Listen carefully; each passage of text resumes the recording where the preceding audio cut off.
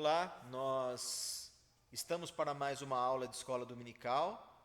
É um momento onde nós nos encontramos virtualmente para pensarmos tema e refletirmos esses temas a partir da palavra do Senhor. E antes de começar a debater sobre a proposta de hoje, quero orar com você. Vamos orar.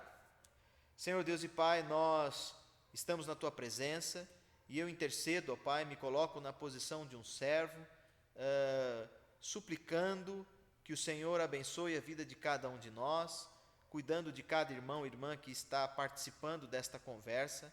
Fortaleça o Teu povo, cuida, ó Pai, de cada um, lembramos daqueles que estão sofrendo, que possamos, ó Pai, pensar neles e nelas, quando, ó Pai, queremos praticar a nossa vida cristã e estendendo, ó Pai, sempre abrindo possibilidades aos que estão de fora e aos que estão sofrendo, para que eles façam parte também desse movimento, desse corpo. Nós colocamos tudo nas Tuas mãos, oramos e pedimos tudo em nome de Jesus. Amém. Amém. Tema que eu quero propor para a conversa desta nossa escola dominical é ceia para as crianças. Ceia para as crianças. No próximo domingo nós teremos mais uma vez a oportunidade de celebrarmos este importante sacramento, uma maneira de nós manifestarmos uma graça que é invisível e também partilharmos isso com as nossas crianças. A IPI do Brasil, igreja da qual todos e todas nós fazemos parte, apoia, incentiva que as crianças participem da ceia. Nós veremos aqui nessa discussão algumas reflexões importantes, até para incentivar cada vez mais os membros da igreja oferecerem este sacramento aos seus filhos e filhas. O texto que vai fundamentar a nossa conversa está lá em 1 Coríntios, capítulo 11, versículos 17 ao 34. E diz assim a palavra do Senhor: Nisto, porém, que vos prescrevo, não vos louvo, porquanto vos ajuntais, não para melhor, e sim para pior.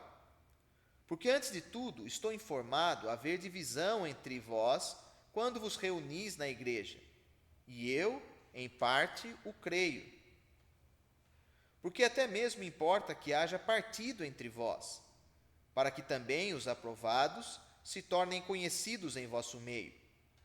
Quando, pois, vos reunis no mesmo lugar, não é que a ceia do Senhor que comeis, porque ao comerdes cada um toma antecipadamente a sua própria ceia. E há quem tenha fome, ao passo que há também quem se embriague. Não tendes porventura casas onde comer e beber? Ou menosprezai a igreja de Deus e envergonhais os que nada têm? Que vos direi? Louvar-vos-ei? Nisto certamente não vos louvo.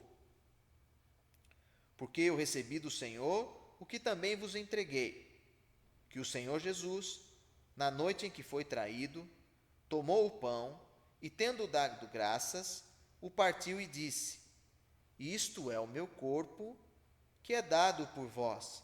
Fazei isto em memória de mim.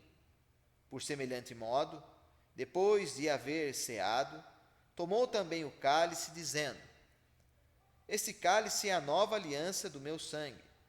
Fazei isto todas as vezes que beberdes, em memória de mim. Porque todas as vezes que comerdes este pão e beberdes o cálice, anunciais a morte do Senhor até que ele venha.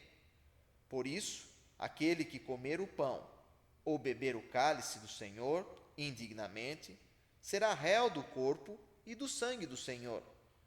Examine-se, pois, o homem a si mesmo, e assim coma do pão e beba do cálice. Pois quem come e bebe sem discernir o corpo, come e bebe para si juízo. Eis a razão porque há entre vós muitos fracos e doentes, e não poucos que dormem. Porque, se nos julgássemos a nós mesmos, não seríamos julgados. Mas, quando julgados, somos disciplinados pelo Senhor, para não sermos condenados com o mundo. Assim, pois, irmãos meus, quando vos reunis para comer, esperai uns pelos outros. Se alguém tem fome, coma em casa, a fim de não vos reunirdes para juízo. Quanto às demais coisas, eu as ordenarei quando for ter convosco. Amém. Importante reflexão que esse texto nos traz é que certamente a igreja de Coríntios enfrentava problemas. Aqui o autor diz partidários, né? As pessoas estavam tomando lados e, consequentemente, quando eu tomo um lado numa discussão, quando eu polarizo, eu acabo me esquecendo de outros. E tantos ficavam de fora. E a orientação aqui é muito clara, para que não houvesse essas distinções na igreja. Também é claro para eles que eles deveriam fazer a celebração da ceia, ou realizar a celebração da ceia do Senhor, com consciência, pensando, refletindo o que significava ou o que significaria aquele momento.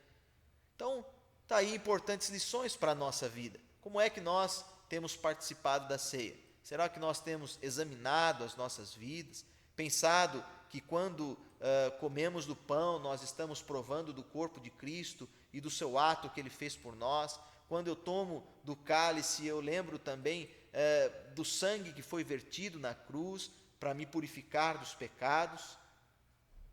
Também envolve na celebração da ceia a abertura que a igreja deve ter para com a mesa na sua comensalidade, ou seja, que as nossas relações sejam pautadas de maneira desinteressada, ou amar o meu irmão pelo que ele é e não por aquilo que ele realiza ou pelo que ele tem.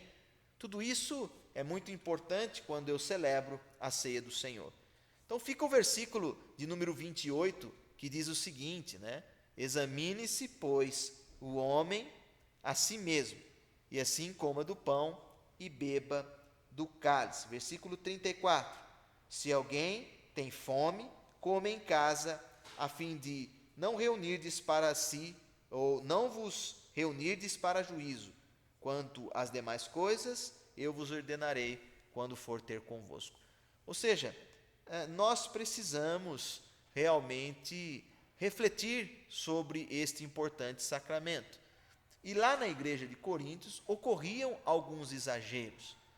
E sempre quando falo em comida, eu que sou fã de uma boa refeição, também posso pensar e refletir nos exageros. Exageros que também são presentes na nossa comunidade de fé. Por vezes nós temos medidas e atitudes exageradas.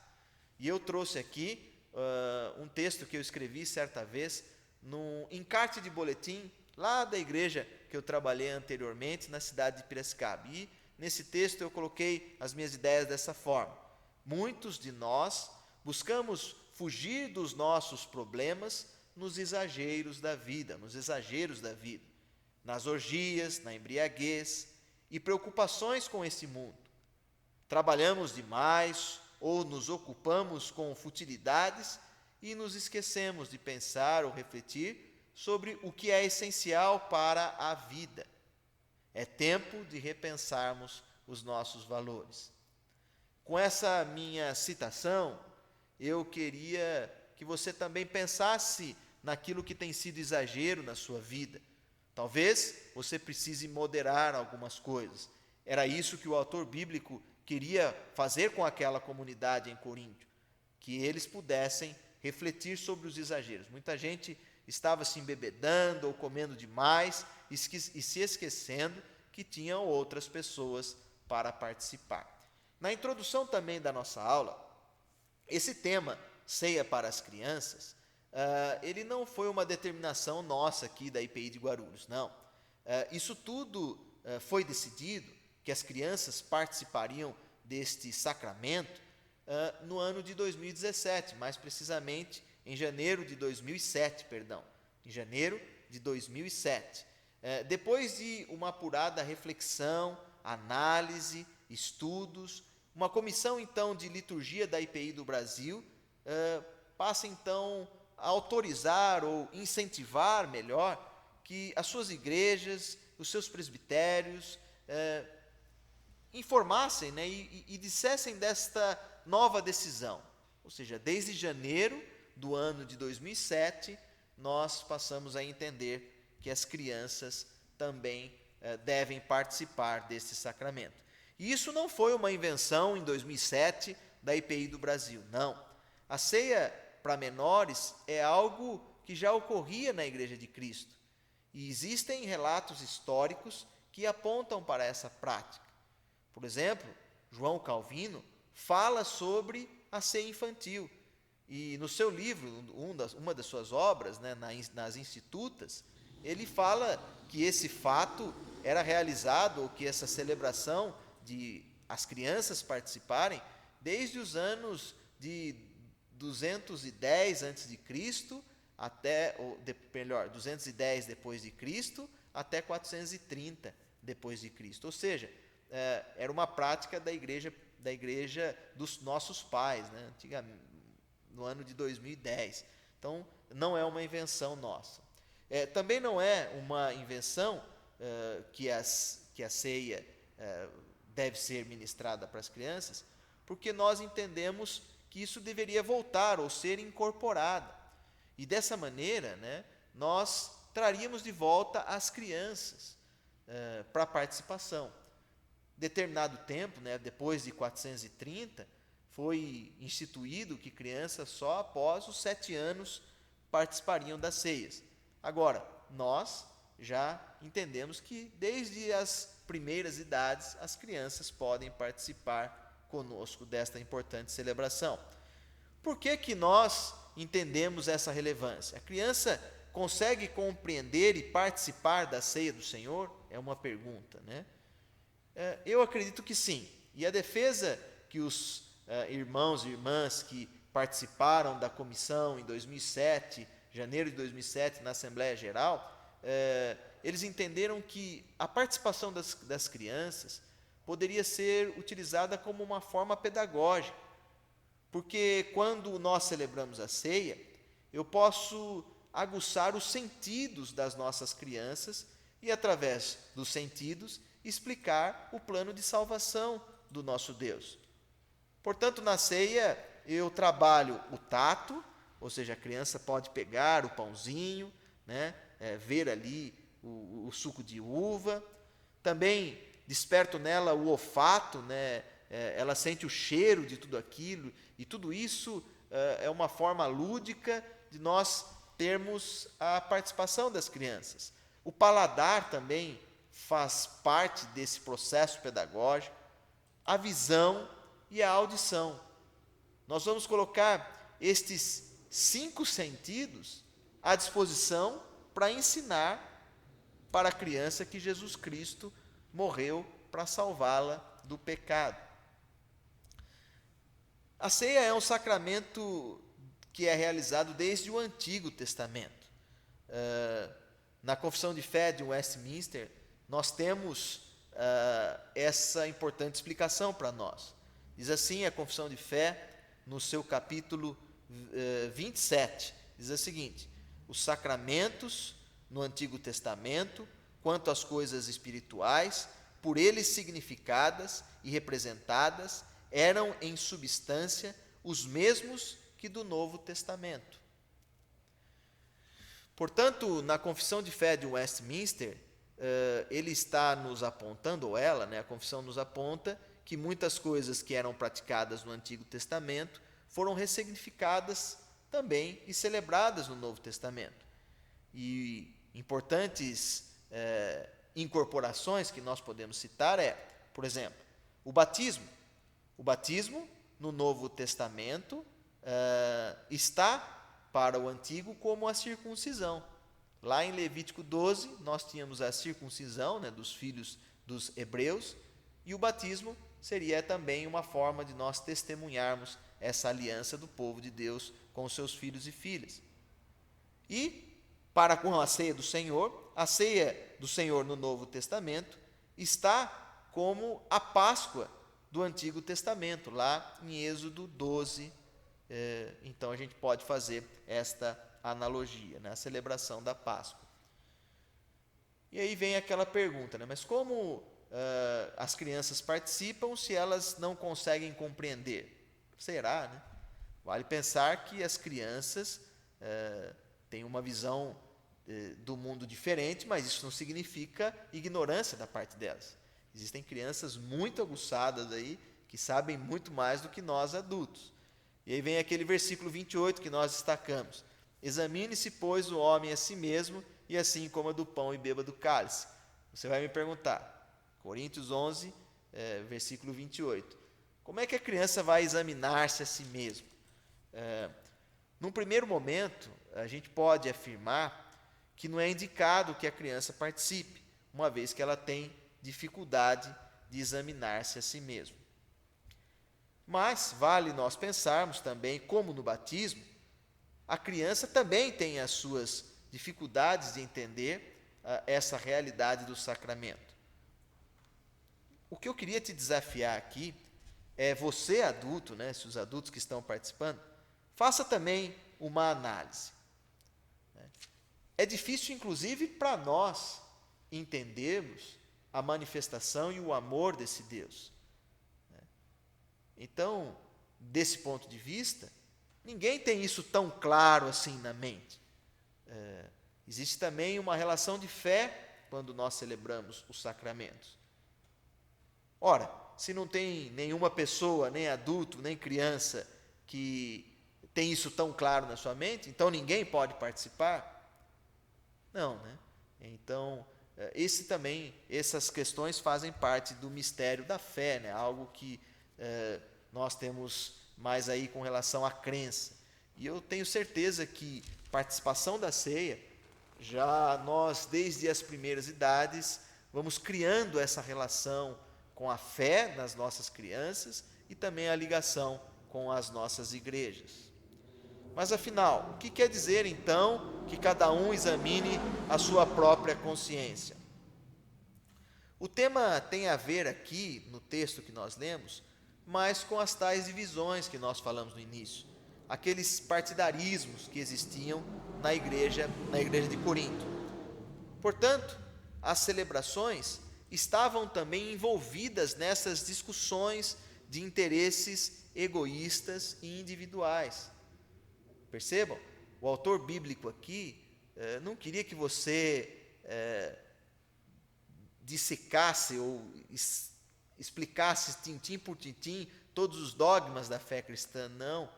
O que ele queria era que o desafio é fazer com que aquelas pessoas pensassem nas cisões que ali existiam, nas divisões que a igreja convivia e que aquilo estava fazendo muito mal.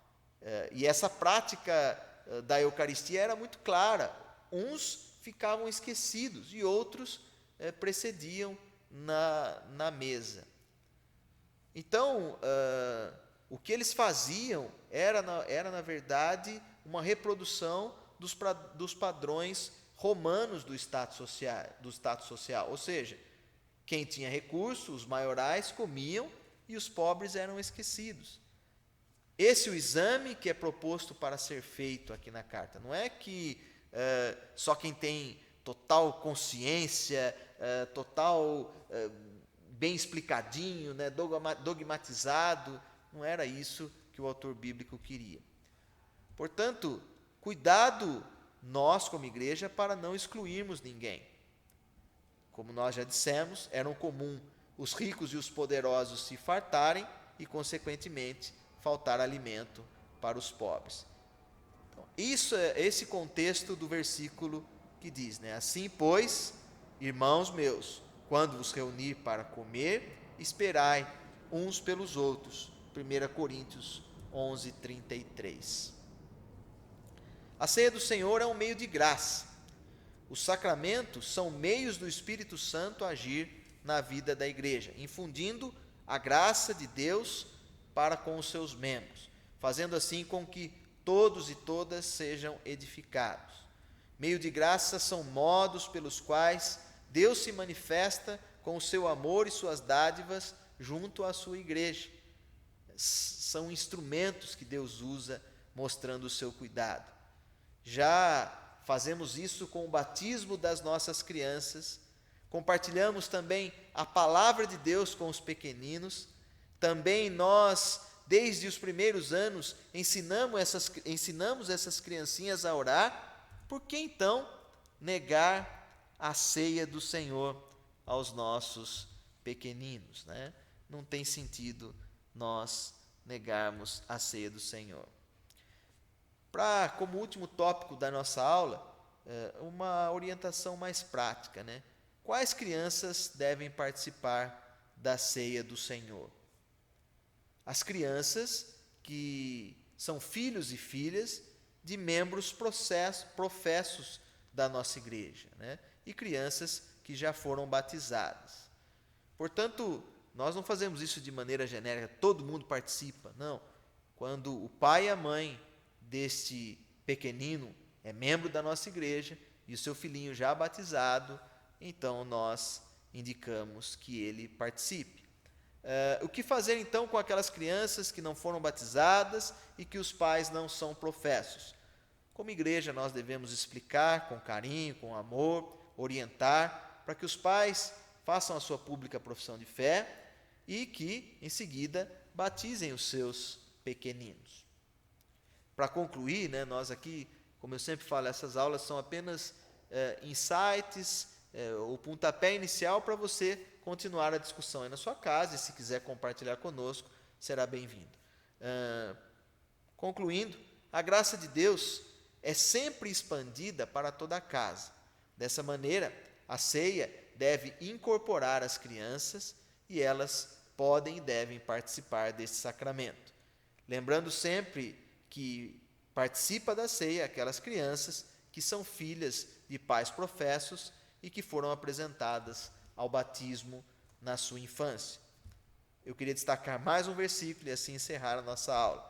Atos 16, 31 diz: crê no Senhor Jesus e serás salvo tu e tua casa. Portanto, a graça de Deus sempre é expandida para toda a casa. A paz do Senhor, igreja.